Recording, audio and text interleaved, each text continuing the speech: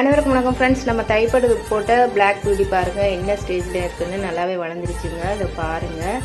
ஒன்று சிலது நல்லா பெருசாக வந்துச்சு, சிலது சின்னதாக இருக்குது. அப்படியே பார்த்தீங்கன்னா இது கொத்தவரங்க. இது அப்புறமா தான் போட்டோம் கொஞ்சம் லேட்டாக. ஸோ சின்னதாக இருக்குதுங்க.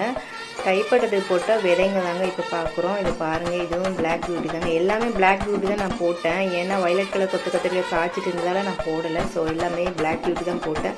பட் மிக்சடாக தாங்க இருக்குது விதையெல்லாம். பார்க்கலாம், நம்மளுக்கு காய்க்கும் போது தாங்க தெரியுது. இது எல்லாமே அட் டைமில் போட்டதாங்க, தைப்பட்டத்துக்கு போட்டதாங்க. பிளாக் பியூட்டி எல்லாமே ஒரே சேமில் தான் இருக்குது. இதுவும் அதே டைம் தான் போட்ட வெண்டைக்காய் பாருங்கள், காய்க்கவே ஆரம்பிச்சிச்சுங்க. இது கொத்தவரங்காய்ங்க. வெண்டைக்காய் காய்க்க ஆரம்பிச்சிச்சு. கத்திரிக்காய் இப்போ தான் வளர்ந்துட்டு இருக்காங்க. ஏன்னா லேட்டாக தான் நான் கத்திரிக்காய் எடுத்து வச்சேன். ஸோ பாருங்கள், இது எல்லாமே தைப்பட்டத்துக்கு போட்டதாங்க. வெண்டைக்காய் எல்லாத்துலேயுமே காய் வந்துச்சு. இது கொத்தவரங்காய்ங்க. இது பாருங்கள், இது பிளாக் பியூட்டி தாங்க. இது கொத்தவரங்காய் இப்போ போட்டேங்க ஒரு 2 days முன்னாடி. இது பாருங்கள், இதுவும் கொத்தவரங்காய்.